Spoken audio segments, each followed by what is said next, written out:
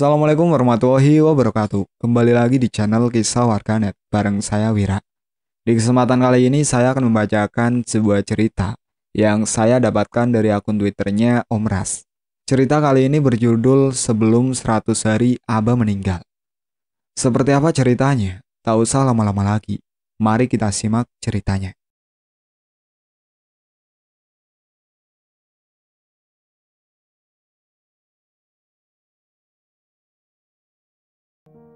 Sari menarik nafas panjang ketika mendengar suara batuk seseorang dari samping rumah.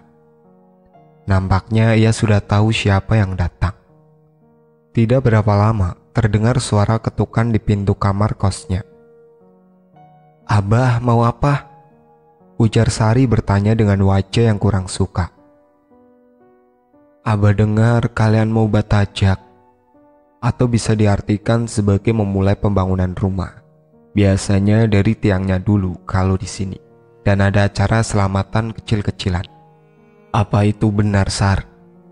tanya Abah dengan suara serak. "Iya benar, saya sudah memberitahu umahnya Ranti kemarin.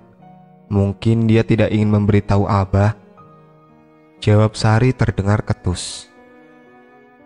Umahnya atau ibunya Ranti itu adalah ibu tiri dari Sari. Sari dan ibu tirinya memang tidak pernah akur, karena Sari menganggap ibu tirinya itu adalah wanita jahat yang menikahi ayahnya hanya karena harta. Itu dibuktikan dengan ketidakpedulian ayahnya yang kemungkinan terkena hasutan dari ibu tirinya pada Sari semenjak dari Sari masih gadis. Sampai ketika ia menikah, sang ayah hanya datang untuk mewalikan nikah saja. Itu pun Sari memohon-mohon bagai pengemis pada ibu tirinya. Barulah si ibu tiri mau mengizinkan ayahnya Sari untuk menjadi wali nikahnya. Dan 2 tahun setelah pernikahannya, Sari dikaruniai anak.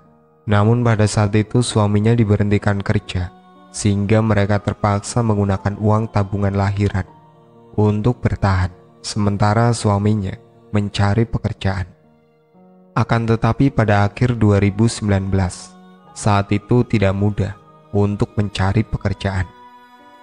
Alhasil ketika sudah tiba waktunya melahirkan, Sari dan suaminya benar-benar tak memiliki uang. Selain Rp5.000 di dalam dompetnya yang ia simpan sebagai papikat. Pada saat itu Sari menyuruh suaminya untuk meminjam uang pada ayahnya untuk biaya lahiran. Meski awalnya ragu dan tidak mau, namun akhirnya Dani menuruti keinginan sang istri. Ia meminta pinjaman pada ayah mertuanya, tapi ayah Sari sama sekali tak mau meminjamkan mereka uang, dan bahkan si ayah menyalahkan Dani habis-habisan. Akhirnya Dani pulang dengan tangan kosong dan perasaan malu yang tak karuan. Tetapi nampaknya Tuhan punya rencana lain. Dani bertemu dengan Pak Kambali yang merupakan pengawasnya dulu ketika masih bekerja di perusahaan tambang batu bara. Mereka berbincang cukup lama saat itu.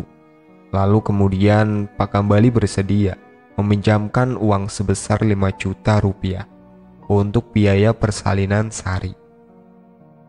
Dani juga disuruh untuk segera membuat berkas lamaran kerja yang baru. Dan rupanya kelahiran anak laki-laki pertama mereka itu benar-benar membawa berkah. Kabar baik datang bertubi-tubi. Berkas Dani lulus seleksi dan akan dites pada tanggal yang sudah ditentukan.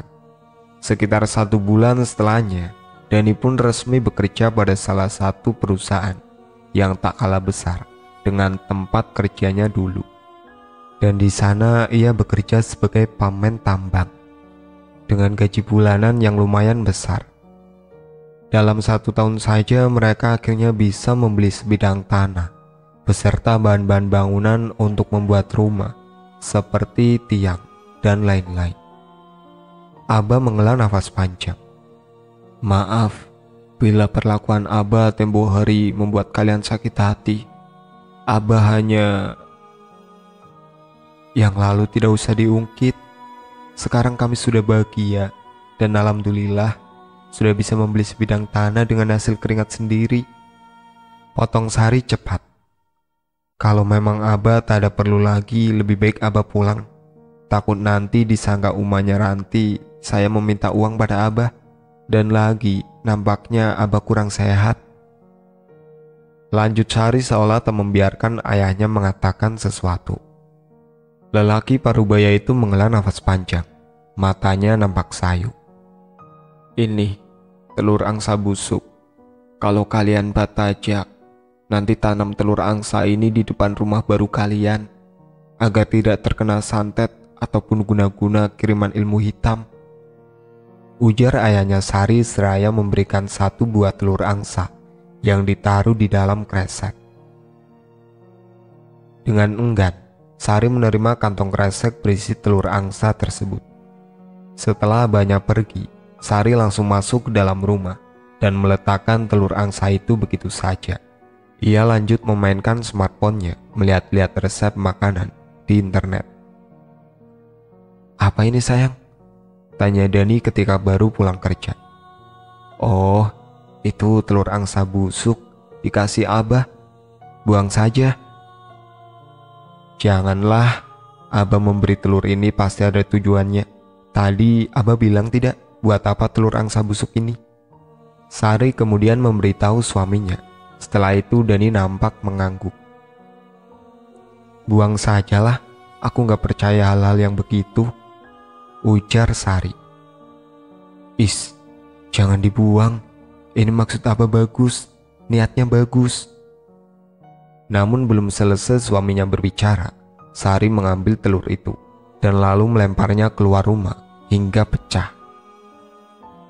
"Sari, kamu lupa, mereka sudah mempermalukan kamu waktu aku mau melahirkan Aris," bentak Sari. Dani menghela nafas panjang. Ia menggeleng.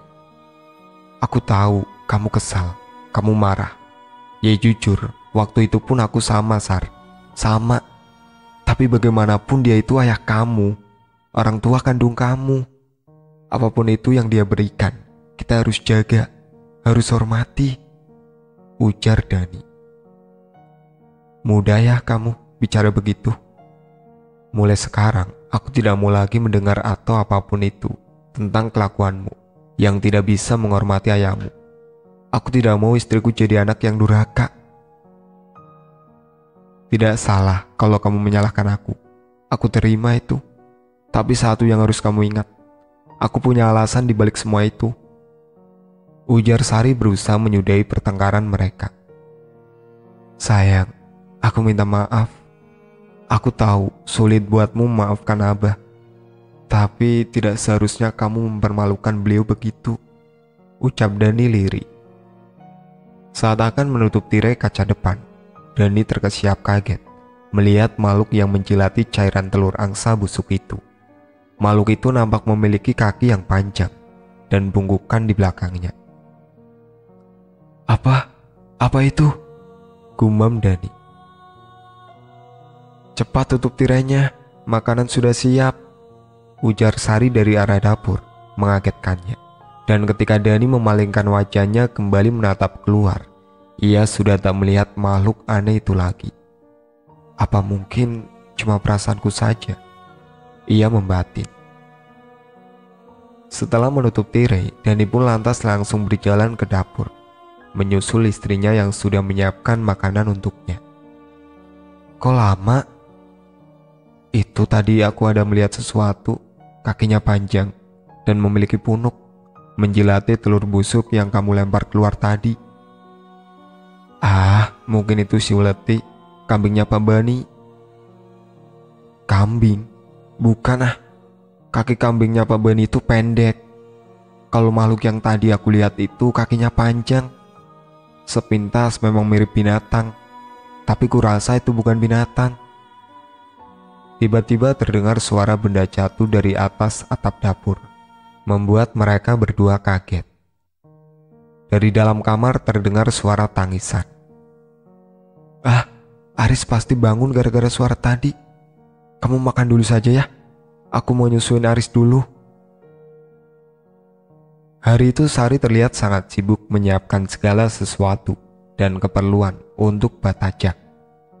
Sementara Dani sudah sejak pagi tadi berangkat ke lokasi tanam mereka bersama beberapa orang bapak-bapak tetangga di sekitar kosannya. "Kak Sari, ini langsung dibawa ke sana ya?" tanya Aldi, salah satu sepupunya Sari. "Iya Di, bawa saja langsung ke sana. Nanti kakak nyusul sama Rini ya." Proses batajak rumah itu lancar dan tidak ada halangan apapun. Intan lantakan yang sudah disiapkan oleh Dani sebelumnya juga sudah dipasang atau dimasukkan ke dalam tiang rumah bagian atas. Itu syarat agar rumah terlihat bercahaya dan bagus. Biasanya di tempat Om begitu kalau mau bikin rumah. Sekitar pukul 9, acara selamatan pun dimulai. Saat orang-orang mulai menyantap hidangan yang disediakan, Dani menatap lekat ke arah jalanan. Di sana juga ada istrinya yang sedang bermain dengan anaknya. "Abah tidak datang." Sari menghela nafas. "Kamu lihat dia ada?" "Tidak ada kan? Itu berarti dia tidak datang," jawab Sri. "Mungkin Abah tidak enak badan." "Ya sudah, nanti tolong bungkuskan makanannya ya. Aku mau antar ke rumah Abah." "Ngapain sih? Paling juga nanti makanannya dibuang sama umahnya Ranti. Tidak akan dimakan." "Mau makanannya dibuang atau tidak, yang penting niat kita baik dan sudah melakukan tugas sebagai seorang anak." Sari menatap lekat ke arah suaminya. Laki-laki itu tidak hanya tampan, tapi juga memiliki hati yang baik. Jujur saja, Sari pun kagum dengan sifat baik suaminya tersebut. "Kau melamun? Kamu pasti belum makan kan? Mau aku suapin?" ujar Dani. Singkat cerita, pembangunan rumah Dani dan Sari sudah hampir jadi. Tinggal sedikit lagi, maka rumah itu akan bisa mereka tempati. Dan setiap harinya Sari selalu sibuk di rumah barunya itu untuk membersihkan dan mengarahkan tukang untuk menata rumahnya sesuai dengan yang ia inginkan. Minggu depan rencananya bila sudah selesai semua, mereka akan segera pindah ke rumah baru tersebut. Dan selama itu pula lah ayahnya Sari tak pernah lagi datang mengunjunginya. Menurut kabar ayahnya Sari sakit-sakitan, tapi Sari tampil pusing. Meski di dalam hatinya ia masih lagi menyayangi ayahnya tersebut. 10 hari telah berlalu. Sari dan Dani sudah resmi pindah dari kos ke rumah baru mereka. Banyak sekali sepupu dan keluarga Sari lainnya yang datang berkunjung, kecuali ayahnya. Hingga larut malam barulah Sari selesai berberes, dan suaminya masih belum pulang kerja. Suara ketukan terdengar dari luar. Sari tersenyum, karena mengira yang datang itu adalah suaminya. Namun setelah pintu dibuka, ia nampak kaget melihat ayahnya berdiri dengan wajah menunduk. "Abah? Abah ngapain kesini malam-malam begini?" ujar Sari mencecar ayahnya dengan pertanyaan. Tapi lelaki parubaya itu hanya terdiam. "Abah mau lihat Aris." Lagi-lagi tak terdengar jawaban. Dengan ragu, Sari memegang tangan ayahnya untuk mengajaknya masuk ke dalam rumah. Alis Sari terlihat mengkerut ketika telapak tangannya sudah menyentuh tangan sang ayah. Rasanya dingin sekali. "Tangan Abah kok dingin? Tangan Abah kok dingin? Ya sudah, Abah tunggu di sini ya. Sari mau membuatkan teh panas dulu," lanjut Sari. Namun tetap sama, tak ada jawaban dari ayahnya yang duduk dengan wajah menunduk tersebut. Di dapur saat Sari meraih toples gula, ia tiba-tiba saja merinding. Mungkin hanya perasaanku saja. Di luar kan udaranya memang dingin sekali," gumam Sari seraya bergegas membuatkan teh untuk ayahnya. Sari menghela nafas lega begitu melihat ayahnya masih duduk, namun kini wajahnya menatap keluar jendela. "Bah, kenapa waktu kami batajak Abah tidak datang?" Dani terus menanyakan Abah saat itu. "Oh iya, makanan yang Dani antar waktu itu apa Abah makan? Hening. Hanya suara rintik hujan yang jatuh di atas atap seng itu yang terdengar. Sari merasa canggung dengan suasana saat itu. Dengan ayahnya, tak seperti biasa. Suara ketukan di luar terdengar keras dan tergesa. Sebentar ya Bah, mungkin itu Dani sudah pulang, ujar Sari seraya beranjak menuju pintu. Tubuh Dani basah kuyup. Raut wajahnya nampak lain kala itu. Kamu kenapa? Oh iya, di dalam ada Abah, tapi dari datang tadi dia cuma diam. Mungkin sakit. Dani mengerutkan keningnya. Kamu belum dapat kabar? Ujar Dani bertanya. Kabar apa? Abah apa? Abah Sar, Abah meninggal, ujar Dani terbata-bata. Sari menaikkan ujung bibir atasnya. Sudah jangan mengada-ngada. Tuh Abah di dalam. Cepat ganti bajumu dan segeralah temui Abah. Mungkin ada sesuatu yang ingin dia sampaikan sama kamu. Sari, lihat mataku. Apa aku terlihat tengah berbohong? Aku serius, Sar. Aku pun dapat kabar dari Aldi. Mendengar perkataan suaminya itu, Sari lantas menarik masuk tangan suaminya. Namun begitu sampai di dalam, mereka tak menemukan siapapun, selain segelas teh panas yang masih mengepulkan asap. Bah, Abah, panggil Sari. Sari mencari-cari keberadaan ayahnya ke segala ruangan, namun tak menemukannya. Sari, Abah sudah meninggal pukul 4 sore tadi. Keterlaluan sekali mereka, tak ada satupun yang mengabarimu. Sari terduduk, kakinya benar-benar terasa lemas saat itu. Isak tangisnya mulai terdengar. Malam itu juga setelah Sari gak tenang, mereka langsung pergi menuju ke rumah Abah. Saat melihat tubuh abahnya yang sudah terbujur kaku ditutupi kain, tangisan Sari kembali pecah. Penyesalan langsung menyergap hatinya. Abah, Sari minta maaf Bah, isaknya. Abah, Sari, panggil seseorang lamat-lamat terdengar. Sari tak sadarkan diri. Ia benar terguncang kala itu. Ketika ia terbangun, rupanya malam sudah berganti pagi. Orang-orang juga sudah mengkafani ayahnya. Mana Sari? Tanya bapak-bapak yang mengkafani. Sari mendengar ketika namanya disebut, tapi tubuhnya sangat lemas untuk bangun. Saya ingin mencium Abah untuk yang terakhir kalinya, isak Sari. Usai pemakaman, ibu tirinya menemui Sari yang saat itu masih berada di dalam kamarnya sewaktu ia gadis dulu. Sari, aku tahu kau tak benar-benar sedih kan? Tidak usah berlagak seolah-olah kau yang paling kehilangan, karena abahmu sudah mengesahkan semua warisannya untuk Ranti dan Rohim. Kau tahu, bahkan dia tidak pernah menyebut namamu sama sekali. Jadi jangan pernah berpikir untuk merebut warisan itu dari Ranti dan Rohim, ujar ibu tirinya. Kau pikir aku percaya? Aku tahu Abah sangat menyayangiku. Aku pun sangat menyayangi Abah. Dan asal kau tahu, kami juga tidak butuh warisan itu. Ambillah semuanya. Hari itu juga Sari pulang ke rumahnya. Ia menangis jadi-jadinya. Kamu tidak ikut menurun tanah? Tanya Dani yang sudah siap-siap. Sari menggeleng lemah, matanya sembab. Baiklah, kamu dan Aris di rumah saja, biar aku yang kesana. Setelah suaminya pergi, Sari kembali mengingat masa lalunya bersama sang ayah, jauh sebelum ibu tirinya ada.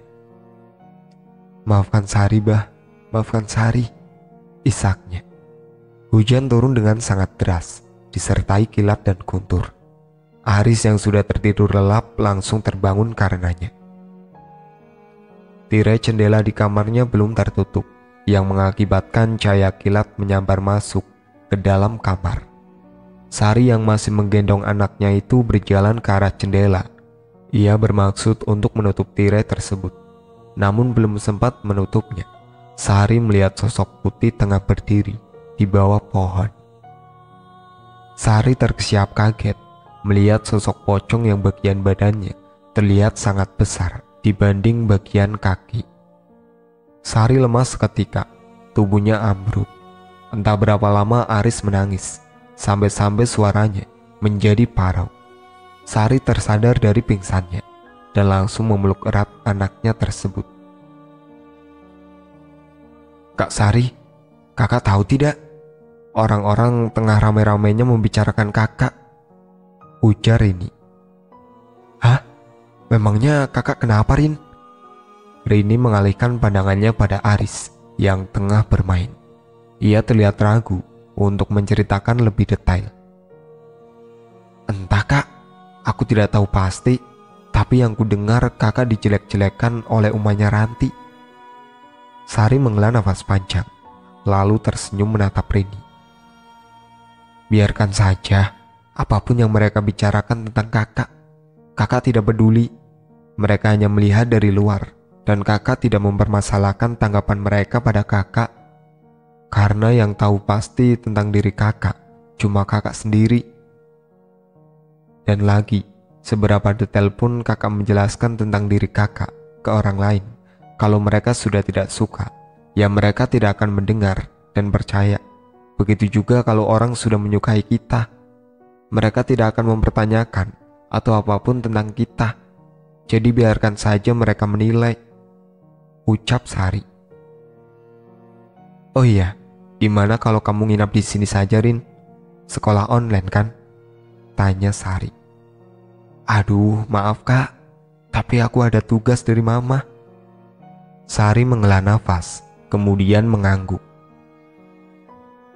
Sore hari memasuki hari ke-6 setelah meninggalnya sang ayah. Sari nampak tengah asik memasak di dapur, ditemani Aris yang asik bermain. Setelah selesai memasak untuk bekal suaminya, Sari mendadar telur untuk Aris. Ia menyuapi Aris yang makan dengan sangat lahap saat itu. Selepas maghrib, Aris sudah tertidur. Menjelang Isya terdengar suara geradak-geruduk di atas atap, membuat Sari sedikit ketakutan. Ia pun mengencangkan volume televisi untuk menyamarkan suara-suara di atap. Sementara itu ia asik chattingan dengan Rini dan Aldi. Suara jendela terbuka dengan sangat keras. Lampu tiba-tiba mati. Suara mirip seperti letupan terdengar. Sari menelan ludahnya. Ia mulai ketakutan. Sementara itu jendela kamarnya terbuka dan tertutup dengan sendirinya, menimbulkan suara keras. Takut anaknya terbangun dan rewel, akhirnya Sari memberanikan diri untuk mengunci jendela. Namun langkahnya terhenti begitu ia melihat sosok pocong itu dengan menatapnya. Kepala Sari mulai terasa pening ketika ia melihat sosok itu perlahan-lahan menghilang. "Abah," gumamnya dengan bibir gemetar. Sekitar pukul 3 dini hari, Sari merasakan rasa sakit yang teramat sangat pada perutnya. Ia berbalik kiri dan kanan, sembari menahan rasa sakit di perutnya. Keringat dingin membasahi wajahnya. Sari merasa seperti ada sesuatu yang bergerak di dalam perutnya dan di bagian pinggang ke atas. Sari merasa seperti ditusuk-tusuk dengan jarum. Selama hampir 1 jam lebih ia merasakan sakit di perutnya. Akhirnya setelah terdengar azan subuh, sakit yang ia rasa mulai berangsur hilang. Sekitar pukul 5 pagi, Dani pulang dengan wajah yang lesu dan tubuh yang berbau minyak solar. "Kamu kenapa? Sakit?" tanya Dani begitu melihat wajah istrinya yang pucat. "Perutku rasanya sakit sekali. Punggungku seperti ditusuk-tusuk jarum." "Hah? Lalu sekarang bagaimana? Kamu sudah minum obat?" "Sebentar, aku mandi dulu ya. Nanti aku pijit," ujar Dani bergegas mengambil handuknya. Dani bersikeras memijit punggung istrinya. Meski saat itu ia juga kelelahan, karena kerja malam. "Sudah, aku tidak apa-apa," ucap Sari lirih. "Malam ini kamu ke rumah Abah?" "Iya, kamu dan Aris ikut." Sari menggeleng pelan, tanda ia tak ingin ikut. Hari itu Sari sengaja menidurkan anaknya di sore hari, agar nanti malam Aris tetap terjaga dan bisa dijadikan teman untuk mengurangi rasa takutnya. Malamnya sesuai dengan perkiraan Sari, Aris tidak tidur dan masih asik bermain mobil-mobilan di depan TV. Dani juga pergi sejak pukul 6 sore tadi. Mam, ujar Aris yang saat itu menagih untuk makan. Sari berjalan ke dapur untuk mengambil nasi dan telur dadar yang berada di dalam tudung saji. Tiba-tiba suara seperti benda jatuh di atap kembali terdengar, diiringi dengan suara peletok mirip sesuatu yang pecah atau meledak. Sari yang mulai berpikiran tak karuan itu lantas berlari masuk ke dalam tanpa membawa makanan untuk anaknya. Jendela lagi-lagi terbuka dan tertutup dengan sendirinya. Padahal Sari ingat betul kalau jendela itu sebelumnya sudah ia kunci dengan rapat. Angin yang berembus membawa aroma tak sedap dari luar. Bau itu membuat Sari mual dan perutnya kini menjadi sakit. Rasa sakitnya sama persis dengan yang ia rasa pukul 3 dini hari semalam. Saat ia mencoba menutup jendela, ia melihat sosok pocong itu lagi, tengah menatapnya, dengan jarak yang semakin dekat dari malam-malam sebelumnya. Suara seperti bisikan terdengar menyebut nama Sari, dan kemudian sosok pocong itu menghilang. "Abah? Apa itu Abah?" Gumam Sari meringis. Tubuhnya oleng, Sari terjatuh, dan kepalanya membentur lantai dengan sangat keras. Sekitar pukul 9 Dani pulang dan mendapati anaknya tengah memainkan gunting cukur di dekat pintu masuk. "Astagfirullah, sini nak, Abah pinjam ya," ucap Dani merayu anaknya yang masih memegang gunting cukur di tangannya. Dan setelah bisa merayu si buah hati, Dani lantas membawa anaknya masuk ke dalam kamar dan melihat istrinya terbaring tak sadarkan diri di dekat jendela yang masih terbuka. "Sayang, Sari, kamu kenapa?" Dengan perasaan gugup dan panik, Dani menelpon sepupunya, yakni si Aldi. Sekitar 10 menit kemudian, barulah Aldi sampai. "Kak Sari kenapa, Kak?" "Tidak tahu, Al. Tadi saat kakak masuk kamar, keadaannya sudah begini. Bisa kakak minta tolong sama kamu?" "Bisa, Kak. Kakak akan memanggil Pak Mantri kemari dan tolong jaga Aris dan Kak Sari."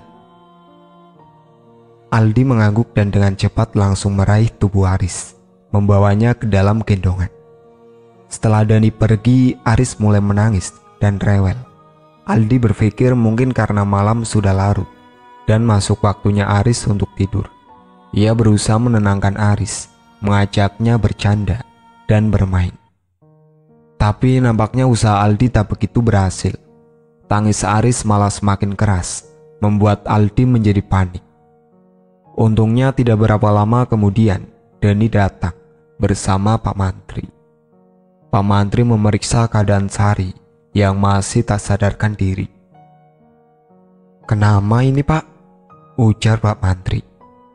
Sebelum pulang ia memberikan beberapa jenis obat untuk diberikan pada Sari. "Ya Allah," ucap Dani. "Perasaan Kak Sari tidak punya penyakit, mah?" Dani menggeleng. "Entahlah, Al." Dani pun bingung. Sekitar pukul 11 malam, Sari mulai siuman. Ia mengeluhkan kalau perutnya terasa sakit dan bagian pinggang ke atas terasa seperti ditusuk-tusuk jarum. Membuat Dani mulai curiga kalau yang terjadi pada istrinya itu bukanlah penyakit medis. Ia pun kembali teringat tentang telur angsa busuk pemberian almarhum mertuanya itu. Tentu ada sesuatu yang dirahasiakan mertuanya, tapi beliau berusaha melindungi Sari dengan caranya sendiri. Tapi apa? Batin Dani. Ringisan kesakitan dan isakan tangis Sari mengagetkan Dani yang tengah melamun itu. Sakit sekali, isak Sari. Kedua tangannya dia tekankan pada perutnya. Untungnya saat itu Aldi masih ada di sana. Jadi Dani bisa mengajaknya untuk bertukar pikir tentang Sari. Sudah setengah 12 kak. Toko obat dan Pak Mantri pasti sudah pada tutup. Aku curiga Al. Apa jangan-jangan sakitnya Kak Sarimu ini bukan sakit biasa? Maksud Kak Dani? Kak Sari kena santet? Tanya Aldi menerka-nerka. Dani mengangguk. Aldi menutup mulutnya dengan tangan. Bagaimana kalau aku panggilkan Ustadz Saufi saja Kak? Beliau mungkin bisa datang. Usul Aldi. Dani mengangguk tanpa pikir panjang. Kamu tak apa-apa pergi sendirian? Jauhkah rumahnya? Di desa sebelah kak. Kebetulan adiknya beliau adalah temanku, si Sauki. Dani mengangguk dan memberikan uang 100 ribuan pada Aldi untuk jaga-jaga. Suasana hening setelah kepergian Aldi. Aris sudah tertidur pulas di sebelah ibunya. Dani pun juga mulai merasakan kantuk, sehingga ia memutuskan untuk membuat kopi guna menahan kantuknya. Menit-menit berlalu terasa sangat membosankan dan lama. Dani menghidupkan TV dan menonton acara TV pada saat itu. Sesekali ia melihat ke arah anak dan istrinya. Meskipun matanya lekat menatap layar TV, tapi pikirannya melayang-layang entah kemana. Abah menyuruh menanam telur angsa busuk itu. Pasti ada maksud tertentu. Apalagi kegunaannya untuk menangkal ilmu hitam. Berarti Abah sudah tahu dari awal kalau ada sesuatu yang akan terjadi pada kami, terutama Sari. Ya Allah, semoga saja dugaanku ini tidak benar. Sekitar 1 jam berlalu, suara deru motor memasuki halaman rumah terdengar jelas. Assalamualaikum, ucap seseorang. Waalaikumsalam.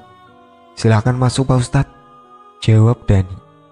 Setelah berbahasa-basi singkat, Pak Ustadz minta izin Dani untuk melihat keadaan Sari.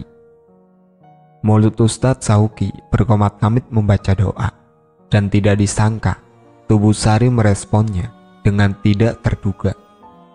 Sari menggeliat-geliat sambil meringis menahan sakit. Jelas puncak sakitnya itu terletak pada bagian perut. Sari menggelincang kesakitan. Tangannya meremas perutnya sendiri, seakan-akan ia hendak mengeluarkan sesuatu dari perutnya yang menjadi penyebab rasa sakit tersebut. Aduh, sakit. Beberapa kali tubuh Aris kecil bergerak-gerak karena kaget. Aldi dengan sigap menggendong keponakannya itu dan membawanya menjauh dari kasur. Sementara Dani ke dapur untuk mengambil air putih yang diminta oleh Ustadz Saufi. Air itu dibacakan doa dan diminumkan sedikit pada Sari. Tubuh Sari berkeringat dingin, tubuhnya menggigil dan mendengkur dengan sangat keras. Istrimu terkena kiriman. Aku tidak berani untuk mengobatinya, tapi aku akan membantu untuk menghubungi salah satu guruku yang lebih paham dan berpengalaman dalam hal seperti ini, ujar Ustadz Saufi. Dani menarik nafas panjang. Dugaannya tentang Sari yang terkena santet rupanya benar terbukti. Tapi Sari masih bisa disembuhkan. Insya Allah. Tubuh Dani seolah lemas. Ia benar-benar tak menyangka. Malam itu Ustadz Saufi pulang diantar Aldi. Ia berjanji besok pagi akan menemui gurunya dan membawa sang guru ke rumah Dani. Ia juga meninggalkan sebotol air doa untuk diberikan pada Sari. Malam itu Dani menghabiskan malam dengan perasaan yang tak karuan. Pagi harinya, Rini datang bersama orang tuanya dan Aldi. Saya minta tolong agar kabar ini jangan sampai tersebar, ujar Dani pada Rini, Aldi, dan orang tuanya. Mereka mengangguk dan setuju. Mereka juga membantu menjaga Aris dan membuatkan makan untuk Sari dan Dani. Namun Dani tak berselera makan meski hanya sebutir nasi.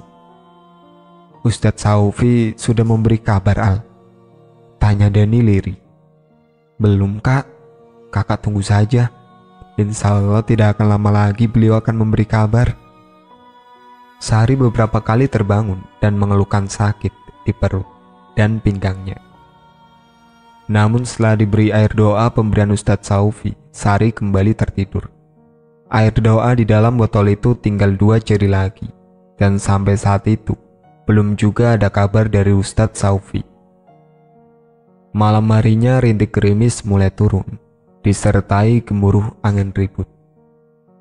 Rini sudah tertidur bersama Aris saat itu, dan tinggallah ayah Rini, Aldi, dan Dani yang masih terjaga. Tiba-tiba terdengar suara geradak-geruduk di atas atap, disertai dengan suara mirip ledakan di luar rumah yang membuat mereka bertiga kaget. "Apa itu, Dan? Ada yang konslet kah?" tanya ayahnya Rini. Dani menggeleng.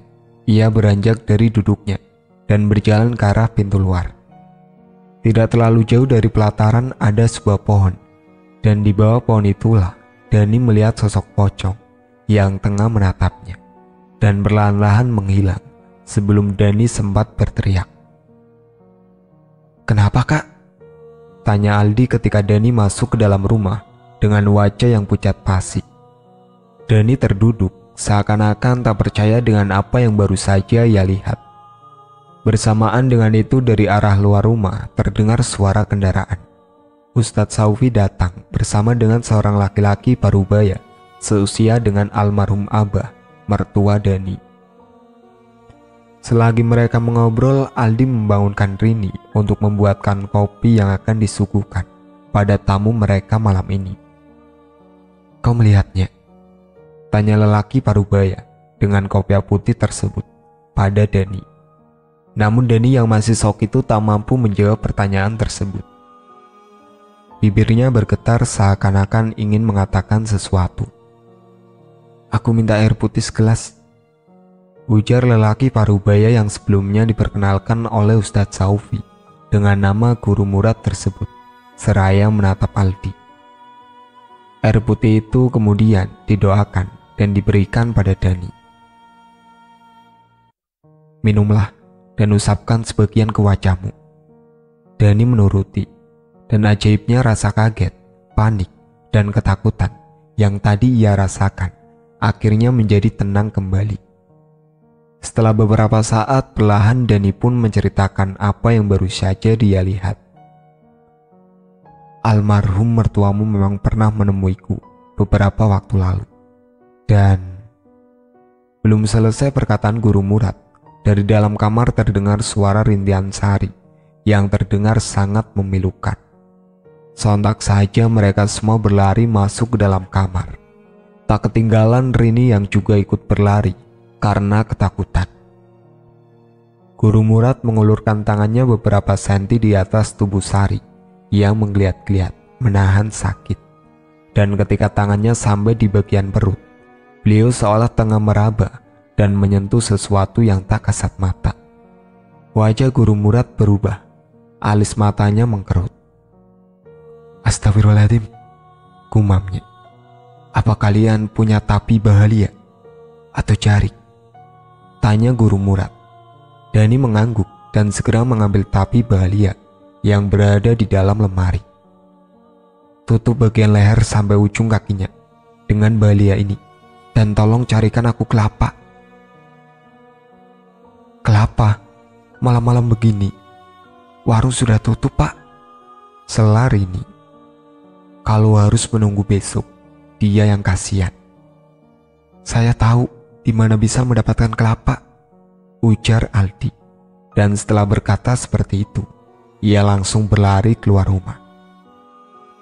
Sekitar puluhan meter dari rumah Sari dan Dani, Aldi menemukan pohon kelapa di dekat jalan. Ia tak tahu siapa pemilik kelapa tersebut. Namun yang pasti, Aldi bergegas memanjat pohon tersebut. Setelah berhasil mendapatkan kelapa itu, dengan sangat bersusah payah, Aldi pun pulang. "Letakkan kelapa itu di situ," ujar Guru Murad. Kelapa yang masih baru dipetik itu rupanya dijadikan media untuk memindahkan santet tersebut.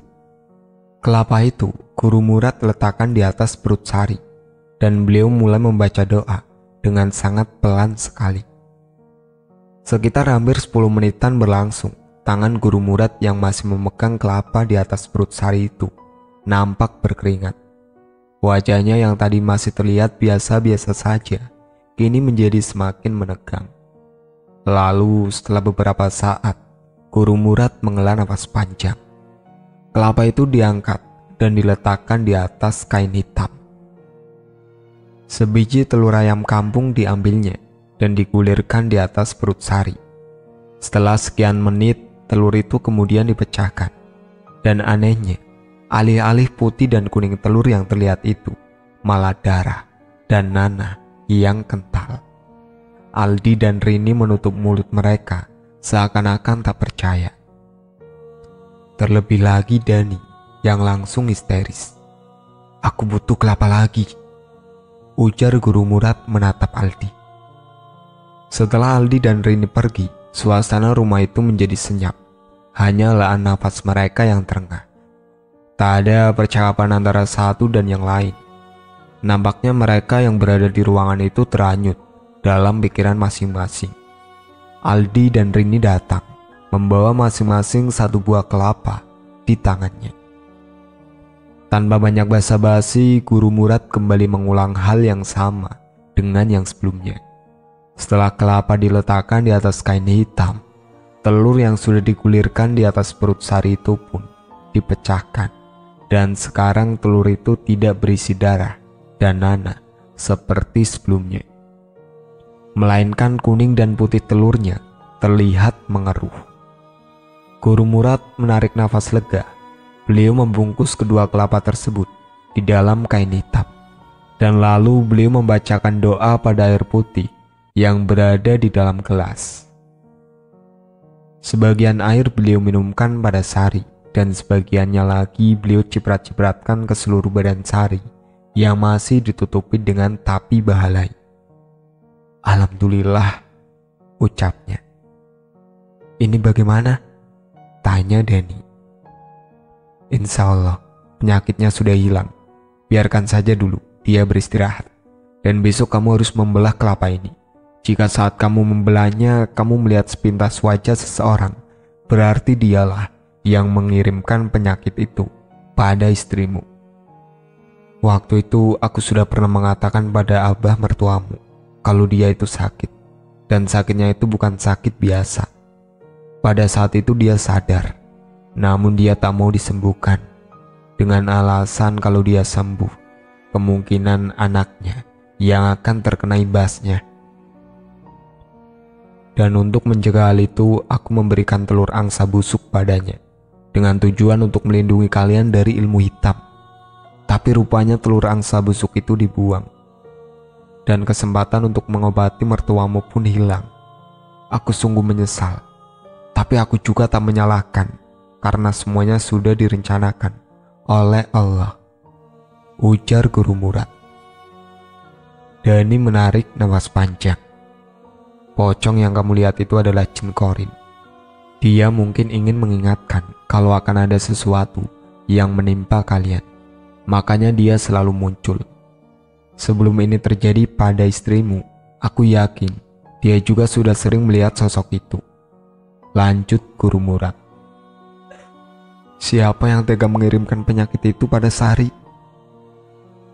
Kau akan tahu besok. Tapi janganlah berdendam. Biarkan dia menerima karmanya sendiri. Kalau begitu, kami pamit pulang. Sudah hampir adzan subuh. Seperginya Guru Murad dan Ustadz Saufi, Dani termenung. Berarti selama ini Abah memang sangat menyayangi Sari dan sangat peduli padanya. Bahkan setelah beliau meninggal pun masih berusaha mengingatkan kami. Pagi-pagi sekali, Dani membawa parang dan 2 kelapa itu keluar rumah, diikuti Aldi dan Rini. Saat kelapa hampir terbelah, Sepintas Dani melihat bayangan ibu tiri istrinya. Dadanya seketika berdebar tak karuan. Beberapa jarum bercampur darah terlihat, begitu kelapa terbelah. Dan pada kelapa kedua, Dani melihat bayangan laki-laki seusia ayah mertuanya. Dan di dalam kelapa kedua itu, berisi seekor binatang melata, tak bersisik, yang mirip seekor cacing, tapi memiliki ukuran yang lebih besar. Aldi dan Rini saling berpandangan dengan raut meringis, antara geli dan takut. Kakak melihat bayangan yang dikatakan guru Ustadz Saufik. Tanya Aldi. Dani mengangguk. Siapa kak? Sebaiknya kalian tidak usah tahu. Biarkan ini menjadi rahasia kakak. Ingat kata guru Murad, jangan sampai mendendam. Kisah itu diakhiri dengan senyuman. Sari sudah sepenuhnya sembuh dan keluarga kecil itu kembali harmonis. Sementara tentang ibu tirinya Sari, itu tak diceritakan lagi bagaimana dan seperti apa kabarnya sekarang. Itulah akhir cerita dari sebelum 100 hari kematian Abah. Sekian dari saya. Wassalamualaikum warahmatullahi wabarakatuh.